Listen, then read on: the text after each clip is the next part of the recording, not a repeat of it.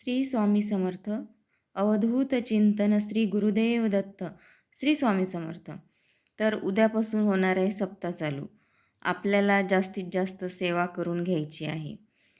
घरी झाली तर घरी करा आणि केंद्रात तर अतिउत्तम. घरी जे आपण सेवा करू त्याला 10 पट फळ मिळते, तर केंद्रात केल्यावर आपल्याला 100 पट फळ मिळते. तर जास्तीत जास्त प्रयत्न करा आणि केंद्रातच करा. मी तर केंद्रातच करणार आहे, तुम्ही पण केंद्रातच करा. आणि आपलं आसन, आपली पोथी, आपली जपमाळ सगळं आपलं हवं आहे, दुसऱ्यांचं नको. कारण की त्याचं फळ मिळत नाही. त्याच्यामुळे स्वतःचंच पाहिजे प्रत्येक गोष्ट. आणि सकाळची 8ची आरती झाल्यानंतर 8:30 ते 10:30 या वेळेमध्ये गुरुचरित्र पारायण करणार आहे. 10:30ची आरती झाली की मग घरी यायचं आहे.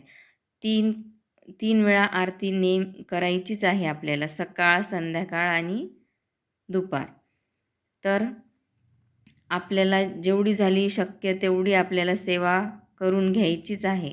महाराज त्याच्याचसाठी आलेले आहे आणि एका वर्षात 2 वेळा तरी आपण सेवा करायलाच पाहिजे.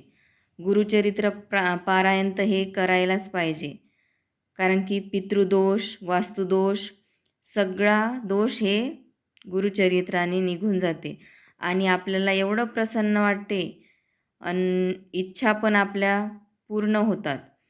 मी तर खूप आधीपासून करत आलेली आहे. माझ्या लग्नाच्या आधीपासून पण मी गुरुचरित्र पारायण करत आले आहे. आणि माझे छोटे मुलं होते तेव्हा पण मी सकाळी उठून करायची, कारण की ते उठल्यानंतर करू देणार नाही. त्याच्यामुळे मी 3ला 4ला उठून करायची. आणि कधी जर मला अडचण वगैरे काही आली तर माझे मिस्टर पण मला सहकार्य करायचे, कारण की मधातनी खंडन पडायला नको.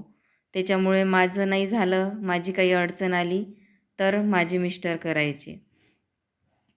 आणि याने सगळ्या इच्छा पूर्ण होतात. माझ्या तर सर्व इच्छा पूर्ण झालेल्या आहेत आणि मी ते कधी विसरणार पण नाही. सकाळी पोथी वाचून झाली की रात्री नंतर विष्णू सहस्त्रनाम पण वाचायचा आहे. आजकालच्या धावपळीच्या जीवनामध्ये आपण विसरतच चाललो. तर गुरुचरित्र किंवा सप्ताच्या वेळेस जे सेवा झाली ते केलं ना तर खूप मनाला प्रसन्न वाटते आणि शांतताही वाटते. धावपळीच्या जीवनामध्ये काय आपण करतो काय नाही आपलंच आपल्याला कळत नाही. तर एक वेळा हे गुरुचरित्र नक्की वाचून पहा आणि त्याचा अनुभव बी बघा. मी तर नेहमीच बघते आणि मला खरंच त्याचा खूप अनुभव आहे. तर एवढं सांगून मी श्री स्वामी समर्थ. गुरुदेव दत्त.